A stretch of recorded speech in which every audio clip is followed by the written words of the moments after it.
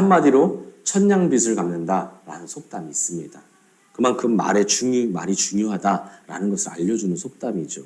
우리 성경에도 잠언에 이런 말씀이 있죠. 유순한 대답은 분노를 쉬게 하여도 과격한 말은 노를 격동하느니라. 유순한 말은 우리 이미 나 있는 분노도 잠잠하게 만들지만 과격한 말은요, 오히려 노를 더 크게 만들어 버린다는 거예요. 말 한마디로 천냥빚을 갚고 말 한마디로 상대방을 즐겁게 하거나 분노할 수 있게 만드는 것처럼 우리의 말은 굉장히 중요하다는 겁니다. 똑같은 의미의 말이라도 어떻게 말하느냐가 중요하죠. 어떻게 말하느냐에 따라 듣는 사람의 기분이 완전히 달라지고요. 또 내가 전달하려는 정보가 그대로 잘 전달되기도 하고 때로는 엉뚱하게 전달되기도 합니다. 예를 들면요. 여러분 버섯 전문가에 의하면요. 버섯 박사, 진짜 버섯 박사예요. 그 전문가에 의하면 우리나라에 존재하는 모든 버섯은요. 그냥 다 식용이 가능하답니다. 다 식용이 가능하답니다. 우리 산에 있는 어떤 버섯도 말이죠. 산에서 어떤 버섯을 만나도 우리 다 먹을 수 있다는 거예요. 즉식, 씻고 잃지 않고 그냥 바로바로 식용이 다 가능하다. 단지 일부는 여러 번 먹을 수 있고요. 일부는 단 한 번밖에 못 먹는다. 라는 차이가 있다는 거예요. 무슨 말인지 지금 이해를 못 하신 것 같은데요. 모든 버섯은 다 식용이 가능하다. 단지 어떤 버섯은 여러 번 먹을 수 있고요. 어떤 버섯은 평생 단 한 번만 먹을 수 있다는 겁니다. 무슨 말씀인지 이해가 잘 안 되시죠? 네. 오늘 본문도요, 말의 중요성을 알려주고 있어요. 같은 의미의 말이라도 어떻게 하느냐, 이게 중요하다는 거죠. 본문을 보면 에브라임 사람들이 기드온에게 불만을 쏟아냅니다. 기드온이 미디안과 싸우러 갔잖아요. 그죠? 우리 뭘 들고요? 칼과 방패가 아니라 우리 나팔과 항아리를 들고요. 그죠? 횃불을 들고 말이죠. 근데 그렇게 싸우러 갈 때 왜 자신들을 부르지 않았느냐고 지금 에브라임 지파 사람들이 화를 내고 있는 거예요. 에브라임 지파는요, 야곱에게 큰 축복을 받은 지파이고요. 가나안 정복의 지도자인 누구죠? 여호수아를 배출해낸 지파입니다. 한마디로 명문 지파이죠. 그렇죠? 가나안과의 전쟁에서 빼놓을 수 없는 그 지파, 그게 바로 이 에브라임 지파인데, 아니 왜 미디안과 싸울 때 우리를 부르지 않았느냐라고 화내는 거예요. 얼핏 들으면 굉장히 의로운 분노 같기도 하고요. 에브라임의 말이 다 맞는 것처럼 느껴지기도 합니다. 그러나 이는 하나님 나라의 영광이나 정의감으로 인한 것이 아니라 경쟁의식에 의한 불만이었어요. 사실은 말이죠. 이걸 어떻게 알 수 있을까요? 바로 기드온이 므낫세 지파이기 때문입니다. 원래 이렇게 말씀드리면 무릎을 탁 치면서 그렇구나. 그래서 경쟁을 한 거구나 라고 아셔야 되는데 이게 다들 목사님 왜 말을 안 하고 멈출까 하면서 토끼 눈을 뜨고 계세요. 여러분 무슨 소리입니까? 에브라임 지파, 므낫세 지파는요. 둘 다 요셉의 족속입니다. 그죠? 요셉의 족속이에요. 요셉의 아들이 누구입니까? 바로 므낫세와 에브라임이죠. 요셉의 아들 장자, 므낫세는 장자였고요. 에브라임은 차남입니다. 요셉이 자신의 아버지를 애굽으로 데려왔죠. 그죠? 야곱을 애굽으로 데려왔습니다. 그래서 자신의 아들들, 아버지 제가 어느새 이렇게 결혼도 하고 자녀 아들들도 낳았어요 하면서 아버지에게 자신의 아들 둘을 데리고 갔죠. 그러자 야곱이 얼마나 기뻤겠어요. 그죠? 자신이 제일 사랑했던 요셉, 그의 손자들을 보는 겁니다. 그러니까 얼마나 기뻤겠어요. 죽은 줄만 알았던 요셉인데 심지어 아들까지, 손자까지 있으니까요. 그래서 손자들을 불러와서 야곱이 축복 기도를 해줍니다. 그죠? 그런데 야곱이 차남인 에브라임에게 오른손을 올려서 기도하고요. 장남인 므낫세에게 왼손을 올려서 기도합니다. 축복 기도를요. 그걸 본 요셉이 기뻐하지 않았죠. 왜요? 장남은 므낫세이기 때문에 므낫세의 머리에 오른손을 올렸어야 이게 질서에 맞는 건데 말입니다. 그래서 요셉이 아버지 야곱의 손을 바꾸려고 했습니다. 바꿔서 기도하려고 했죠. 야곱이 착각해서 그런 줄 알고 말이죠. 왜요? 이미 야곱은 많이 늙었거든요. 그런 상태에서 처음 보는 손자가 누가 장남인지 누가 차남인지 알려줬어도 헷갈릴 수 있잖아요. 그래서 바꾸려고 했어요. 그러나 야곱이 이렇게 말합니다. 나도 안다, 아들아. 나도 안다. 그도 한 족속이 되며 그도 크게 되려니와, 므낫세를 말하는 거죠. 므낫세도 한 족속이 되고 크게 되려니와 그의 아우가 그보다 큰 자가 되고 그의 자손이 여러 민족을 이룰 것이다 라고 하죠. 야곱이요, 모르고 한 것이 아니라 알고 그렇게 기도했다는 거예요. 알고 에브라임의 머리에 오른손을 올리고 축복했다는 거죠. 여러분, 이 축복 기도를 받을 때 므낫세의 기분이 어땠을까요? 축복 기도를 받고 있는 순간, 여러분, 므낫세는요 자신의 아버지 요셉에게 할아버지 야곱에 대한 이야기를 많이 들었을 거예요. 그죠? 보지는 못했지만 야곱에 대한 이야기를 많이 들었을 거예요. 요셉이 야곱을 오죽 좋아하고 존경했겠습니까? 그죠? 가장 사랑한, 야곱도 요셉을 가장 사랑했잖아요. 그렇게 사랑을 받고 자랐으니 요셉도 야곱을 제일 사랑했을 거예요. 엄청 존경하고요. 그래서 요셉은 자신의 아들들에게 야곱의 칭찬을 하고 야곱과의 추억을 이야기하고 자신의 아버지의 사랑과 존경을 입에 침이 마르도록 아들들에게 설명을 해줬겠죠. 므낫세도 에브라임도 할아버지에 대한 존경심이 자연스럽게 생겼을 겁니다. 당연히 얼굴도 모르는 할아버지를 좋아했겠죠. 그리고 그러다 드디어 진짜 살아계신 할아버지를 만났어요. 그 할아버지가 축복 기도를 해준답니다. 아, 얼마나 기분이 좋겠어요. 그죠? 그런데 순식간에 므낫세의 기분은 팍 상했을 겁니다. 그죠? 아니, 내가 장자인데, 내가 장남인데, 에브라임 자신의 동생에게 오른손을 올려 기도해 줄 뿐만 아니라 자신의 동생이 자신보다 더 커지고 더 잘 될 거예요. 여러분, 어느 누가 기분이 좋을 수 있겠습니까? 그죠? 반면 에브라임의 기분은 하늘을 날았을 거예요. 그랬어요. 이 둘은 알게 모르게 평소에도 어땠을까요? 심한 경쟁의식을 갖고 있었습니다. 형제 지파이죠. 그죠? 물론 12지파가 다 형제 지파이긴 하지만 특히나 이 므낫세와 에브라임은 어떻다고요? 요셉의 족속이니까요. 그죠? 이제 에브라임 지파가 기드온에게 왜 나를 부르지 않았느냐 라면서 화를 냈던 게 조금 이해가 되시나요? 기드온은 므낫세, 에브라임의 형제 지파였으니까요.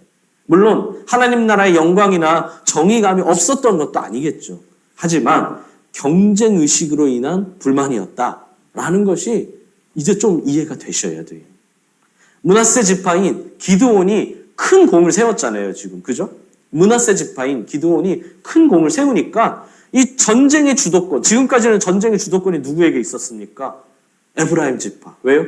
여호수아가 있었으니까요. 전쟁의 주도권이 항상 여호수아를 통해 에브라임 지파에 있었는데 이것이 기드온에게 빼앗겼어요. 므낫세에게 빼앗겼어요. 그러니까 자존심도 상하고요. 질투도 났었다는 거죠. 1절을 보면 크게 다투었다고 합니다. 이는 에브라임과 기드온이 서로 논쟁하며 다투었다는 말이 아니라 에브라임 사람들이 기드온을 향해 일방적인 불평과 화를 쏟아냈다는 말입니다.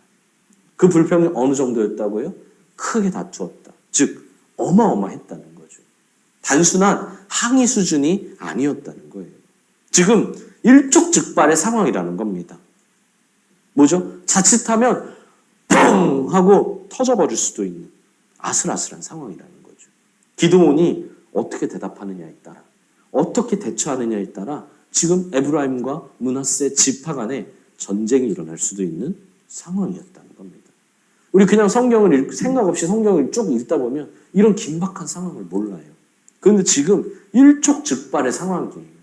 자칫하면 므낫세 지파와 에브라임 지파가 서로 전쟁, 형제끼리 전쟁할 수 있는. 왜요? 가뜩이나 경쟁 관계에 있는 사람들에게 보란듯이 명분을 주는 일을 만들 수도 있기 때문입니다. 울고 싶은 자에게 지금 뺨 때려 주는 상황이라는 거예요. 그때 기드온이 말하죠. 2절입니다. 뭐라고 합니까? 내가 이제 행한 일이 너희가 한 것에 비교되겠느냐. 에브라임의 끝물 포도가 아비에셀의 만물 포도보다 낫지 아니하냐. 여러분, 만물 포도는 뭐죠? 가장 먼저 수확한 포도. 끝물 포도는 가장 마지막에 수확한 포도를 의미합니다. 혹은 만물 포도는요, 정식으로 수확한, 즉 상품성이 높은 뛰어난 그런 포도를 의미하고요. 끝물 포도는 상품성이 전혀 없는 찌꺼기와 같은 그런 포도를 의미합니다. 기드온의 가장 좋은 포도보다 에브라임의 가장 나쁜 포도가 훨씬 더 품질이 좋다는 거예요.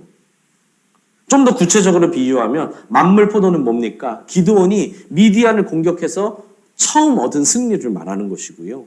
끝물 포도는 뭡니까? 에브라임 지파가 전쟁의 마무리 단계에서 미디안의 두 방백을 사로잡아 죽인 것을 의미합니다.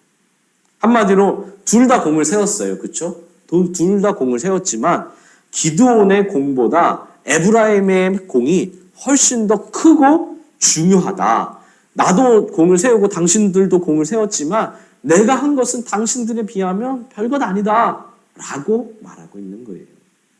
원래 첫 수확한 과일이 제일 맛있죠. 그렇죠? 그래서 제일 비쌉니다. 왜요? 1년 동안 땅에 에너지를 막 모았다가 그것으로 처음 딱 피어난 가장 탐스러운 열매거든요. 그렇죠? 거기에 모든 에너지가 다 응축되어 있다는 거예요. 반대로 어떻습니까? 시간이 갈수록 끝으로 갈수록 철도 지나고요. 그죠? 철도 지나고 맛도 모양도 덜하고 상품성도 떨어집니다. 그래서 갈수록 싸지죠. 그렇죠? 예를 들어 뭐 딸기도요. 처음에 나올 때는요. 딸기 엄청 비싸잖아요. 그죠?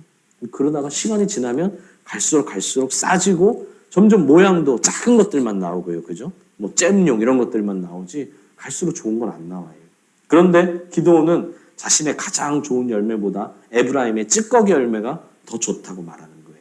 이는 에브라임 사람들의 화를 풀기 위한 말이기도 하지만 기드온의 진심이 담긴 말이었습니다.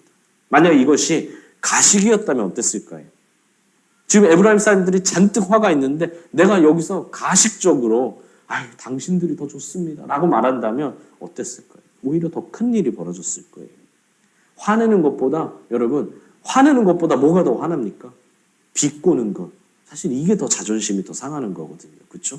나한테 성질 내는 것보다 나를 추켜 세워주는 척하면서 비꼬는 것. 사실 이게 더 화가 나고 얄미운 거거든요. 3절에 기드온이 뭐라고 합니까? 내가 한 일이 어찌 능히 너희가 한 것에 비교가 되겠느냐라고 말하죠. 이것도 마찬가지예요. 기드온은 지금 내가 어떻게 너희들처럼 할 수 있어? 나는 절대로 너희들처럼 할 수 없어 라고 말합니다.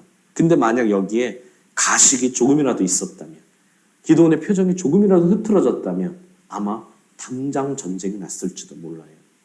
그러나 기드온의 말엔 진심이 담겨 있었습니다. 그래서 어떻게 됐죠? 3절에 뭐라고 합니까? 그들의 노여움이 풀리니라 라고 하죠. 기드온은 자신을 향해 격렬하게 항의하는 자들에게 그들의 공로를 진심으로 인정해주고 칭찬해줬다는 겁니다. 여기서 기드온의 온유하고 겸손한 성품을 알 수 있어요. 또한 지혜로운 모습도 발견할 수 있습니다. 그들의 자존심을 세워줌으로써 자칫하면 내분이 될 수 있는 상황을 그들의 화를 풀어주며 지혜롭게 잘 해결시켰죠. 한마디로 기드온은 말 한마디로 천냥빚을 갚은 거고요. 유순한 말로 상대방의 분노를 쉬게 했습니다. 기드온이라고 질투심이 없었을까요? 굳이 따지자면 여러분 누가 더 질투심이 크겠습니까? 여러분 아까 에브라임 므낫세 설명드렸죠? 에브라임의 질투가 더 컸을까요? 므낫세의 질투가 더 컸을까요? 둘 중에 따지자면요. 당연히 므낫세죠. 그죠? 왜요? 므낫세는 지금 내가 받아야 될 축복을 에브라임에게 뺏겼잖아요. 그죠? 그러니까 에브라임도 므낫세에 대한 경쟁의식이 있겠지만 사실은 므낫세가 더 에브라임에게 경쟁의식을 갖는 거예요. 장남임에도 불구하고 차남에게 밀렸잖아요. 그러니까 질투가 더 클 수밖에 없죠. 심지어 여호수아까지 에브라임 지파입니다. 지금 가나안 정복 전쟁이 계속 이어져 온 건데 그 중심에 누가 있었다고요? 에브라임 지파가 있었어요. 당연히 므낫세의 입지는 알게 모르게 점점 더 좁아졌겠죠. 형제이기에 더 협력하는 것이 마땅한데 현실은 형제이기에 더 지나치게 경쟁했습니다. 형제니까 더 협력해야 되는데 형제라서 더 경쟁했다는 거예요. 더 질투했어요. 형제이기에 더 질투하고 형제이기에 더 큰 불만을 갖고 형제이기에 그 불만을 마음껏 표출해냈습니다. 사실 진짜 대단한 업적은 누구입니까? 당연히 사사인 기드온이죠. 그렇죠? 지금 이 상황에서 진짜 대단한 업적은요. 기드온이에요. 왜요? 기드온은 칼과 방패가 아니라요. 하나님이 말씀하신 나팔과 빈 항아리 횃불을 들고 갔어요. 내 목숨을 내놓고요. 그죠? 심지어 13,000명이 모였는데 몇 명이 남았죠? 300명이 남았어요. 그거 다 하나님의 말씀대로 순종했잖아요. 그게 결코 쉬운 일이 아니잖아요. 그러니까 진짜 대단한 사람은 기드온입니다. 그리고 당연히 모든 사람도 다 알아요. 혹시 사람들이 몰라준다 할지라도 우리 하나님은 다 아시죠. 스스로 내세우고 자랑할 필요가 전혀 없다는 거예요. 그래서 기드온은 자랑하지도 않았고 에브라임의 도발에 맞장구 치지도 않았고 아니 너네가 왜 화를 내냐? 너네가 같이 왔어야지. 너 미디안 쳐들어온 거 몰랐냐? 하면서 오히려 더 불같이 화를 내지도 않았어요. 기드온은 내가 한 것이 아니라 하나님이 하신 것임을 믿었기 때문입니다. 내가 한 게 아니라 하나님이 하셨다는 거예요. 내가 이긴 게 아니라 하나님이 이기셨고 내 힘과 능력이 아니라 하나님의 힘과 능력임을 알았습니다. 그는 철저히 하나님 중심으로 살았어요. 그렇기에 진심으로 에브라임을 칭찬할 수 있었던 겁니다. 여러분, 경쟁하는 마음이 무조건 나쁜 것만은 아니죠. 오히려 경쟁의식이 전혀 없으면 그게 또 오히려 문제가 될 수 있습니다. 인류가 이렇게 발전할 수 있었던 것, 그것의 제일 처음 이유는 무엇입니까? 인류가 이렇게 발전할 수 있었던 것 뭐죠? 가장 먼저는요, 당연히 하나님의 전적인 은혜이죠. 그리고 그 다음에 이유는 바로 인간의 도전 정신입니다. 인간의 도전 정신이죠. 그리고 그 다음 이유가 바로 경쟁 의식입니다. 이 경쟁 의식인 발전의 원동력이기도 하고요, 활력의 요소이기도 합니다. 여러분, 운동을 하면 어떻습니까? 뭐가 있죠? 우리 운동을 하면? 우리 이원주 성도님 볼링을 하면 뭐가 있습니까? 옆에서 스트라이크를 뻥뻥 쳐요. 그럼 나에게 뭐가 생기죠? 승부욕이 생기죠. 그죠? 승부욕이 생깁니다. 나는 사실 저거보다 평소에 더 잘 치는데, 그죠? 지금 아까 한번 실수했어요. 그죠? 근데 나는 평소에 더 잘 치는데. 그러면서 이기려는 승부욕. 이게 사실은 경쟁심이죠. 승부욕도 경쟁심입니다. 근데 이 승부욕이 있기 때문에 운동을 즐길 수가 있는 거죠. 그렇죠? 지면 좀 우울해지기도 하지만 이기면 어떻습니까? 그것만큼 짜릿한 게 없죠. 근데 승부욕이 없으면 어때요? 이기려는 마음이 없으면 이 운동 자체가 재밌지가 않은 거예요. 경쟁심이죠. 경쟁심으로 열심히 땀을 흘리고 그 땀을 흘린 것 자체가 우리 활력이 생깁니다. 이처럼 선의의 경쟁은 서로에게 큰 힘이 되기도 합니다. 그러나 지나친 경쟁은 불화를 낳고 서로를 죽이게 되죠. 여러분, 절대평가가 꼭 무조건 옳은 것은 아니지만 우리는 지나친 상대평가의 폐해를 너무나 잘 알고 있는 사람들이죠. 우리나라가 그래요. 그죠? 지나친 상대평가. 꼭 명심하십시오. 늘 함께 잘 되려는 마음이 있어야 됩니다. 나만 잘 되는 게 아니라 이웃도 잘 되고 나도 잘 되는, 함께 잘 되는 마음. 또 상대방이 잘 될 때 진심으로 박수 쳐줄 수 있는 마음이 있어야 돼요. 옆 사람에게 말씀해 주세요. 함께 잘 돼야 합니다. 무엇보다 자신을 낮추고 상대방을 높이는 사람이 되어야 합니다. 여러분, 만약 기드온이 에브라임이 화냈을 때 같이 치고 박았다면 어떻게 됐을까요? 에브라임과 므낫세가 전쟁을 했을 테고요.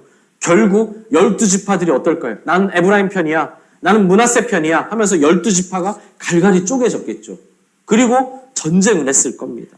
여러분, 형제가 싸우고 죽이는 것만큼 비극적인 일이 어디 있습니까? 물론 넓게 보면 모든 인류가 다 형제이기 때문에 어디서든 이 싸우고 전쟁하는 것은 정말 비극 중에 비극이에요. 너희가 그러므로 먼저 스스로 낮춰야 합니다. 사람은 언제 분노가 생깁니까? 사람은 언제 분노가 생기죠? 자신을 알아주지 않을 때. 내가 제일 열심히 했어요. 내가 제일 열심히 했는데 나를 칭찬하는 게 아니라 옆 사람을 칭찬해 줍니다. 내가 이번 프로젝트에 내가 제일 열심히 하고 내가 모든 노력과 시간 다 집어넣는데 승진을 옆 사람이 합니다. 심지어 내 후배가 합니다. 그럴 때 화가 나는 거예요. 분노가 나죠. 내 능력과 내 노력을 몰라줄 때, 나를 외면할 때, 그때 사람은 질투를 느끼고요. 이 질투라는 감정이 폭발하며 분노가 생깁니다. 여러분, 그래서 분노는요, 항상 격렬한 거예요. 왜요? 질투라는 마음이 쌓이고 쌓이고 쌓였다가 폭탄 터지듯이 펑 하고 터지거든요. 그래서 분노는 항상 격렬한 겁니다. 이런 분노를 다스리려면 그것보다 더 크고 강한 분노가 아니라 부드러움이 필요하다는 걸 여러분 꼭 명심하시길 바랍니다. 분노는 더 센 분노로 꺾는 게 아니라 자신을 낮추고 상대방을 높이는 부드러움으로 누그러뜨릴 수 있습니다. 예수님은 가장 높은 분이지만 스스로 낮아지셨죠. 누구든지 크고자 하는 자는 섬기는 자가 되라고 하셨습니다. 어떻게 해야 겸손하고 어떻게 해야 지혜롭게 말할 수 있을까요, 여러분? 요즘 막 TV도 엄청 나오잖아요. 제가 뭐 말하진 않겠지만 막 나와서 막 문제점만 늘여놓고 마치 자신이 다 해결할 수 있는 것처럼 이렇게 쉽게 막 말하는 사람들이 요즘 갈수록 많아지고 있어요. 그죠? 막 문제 상황만 놓고. 여러분, 우리가 어떻게 해야 지혜로울 수 있습니까? 책을 많이 읽으면 지혜로워질 수 있나요? 우리 교양을 많이 쌓으면 지혜로워질 수 있습니까? 아니면 돈이 많으면 마음이 넉넉해져서 지혜롭게 행동할 수 있나요? 세상은 그렇게 말하죠. 그죠? 여유는 어디서 나온다? 지갑에서 나온다. 우리 그 사람의 인격은 어디에서 나온다? 지갑이 정해준다. 뭐 이러면서요. 그죠? 여러분, 근데 그래서 지혜로울 수 있으면요, 최소한 세상의 절반 정도는 다 지혜로워야 돼요. 특히 우리나라는 어떻습니까? 다 대학 교육 받죠? 다 교양이 있어요. 우리나라처럼 잘 사는 사람은 나라 없습니다. 그럼 다 교양이 다 지혜롭습니까? 아니죠. 무슨 말인가요? 그런 걸로는 불가능하다는 거예요.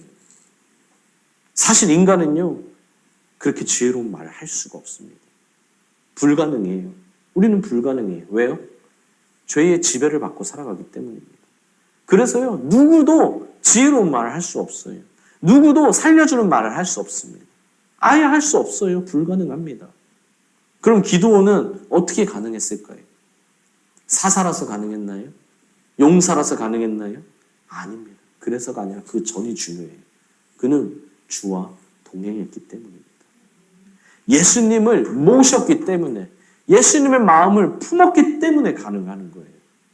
인간은 할 수 없어요. 불가능합니다. 근데 누가 가능합니까? 복음에 사로잡힌 인간은 가능하다는 겁니다. 예수님을 마음에 모시지 않고도요, 똑똑한 말은 얼마든지 할 수 있습니다. 여러분, 세상에 똑똑한 사람이 얼마나 많이 있습니까? 똑똑한 말은요, 예수님을 마음에 모시지 않고도 얼마든지 할 수 있어요. 그러나 그건 지혜로운 말이 아닙니다. 간교한 말이에요. 간교한 말은 자신은 높이고 상대방은 낮추고 죽이죠. 그러다 결국 자신까지 죽는다는 걸 몰라요. 반면 지혜로운 말은 어떻습니까? 상대방을 살릴 뿐만 아니라 자신도 살립니다. 할렐루야. 그러므로 복음의 능력을 힘입으셔야 합니다. 그럼 문제입니다. 우리가 할 수 있는 가장 지혜로운 말은 무엇일까요? 우리가 할 수 있는 가장 지혜로운 말. 그건 바로 복음을 전하는 것이죠. 여러분, 사람의 입에서 나올 수 있는 가장 아름다운 말은 바로 이 복음, 생명을 전하는 말입니다. 복음을 전하는 것이 가장 지혜로운 말이고 그것만이 생명을 살릴 수 있기 때문이죠. 오늘 찬송가를 괜히 부르는 게 아닙니다. 전하고 기도할 때 이 세상에 사랑이 넘치게 된다는 겁니다. 사랑하는 성도 여러분, 오늘 동행 노트를 보시면 아시겠지만 오늘은 좀 할 게 있어요. 8번에 좀 할 게 있죠. 부모님, 배우자, 형제, 친구, 동료, 선배, 후배 누구도 좋아요.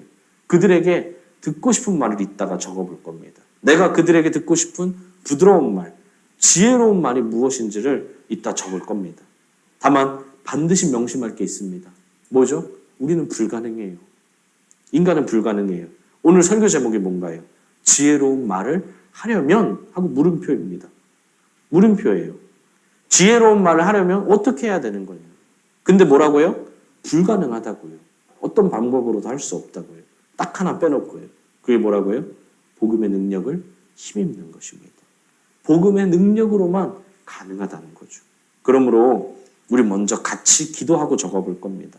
하나님, 나를 낮추고 상대방을 높이는 사람이 되게 해주십시오. 내가가 아니라 하나님이 라고 믿는 사람이 되게 해주십시오. 주님을 모신 우리가 주님의 마음을 품을 수 있게 해주십시오. 하나님, 누구를 꼭 제쳐내고 이겨내려는 것이 아니라 함께 잘 되려는 마음을 갖게 해주십시오. 라고 우리 같이 기도하고 찬양하고 우리 기도하도록 하겠습니다.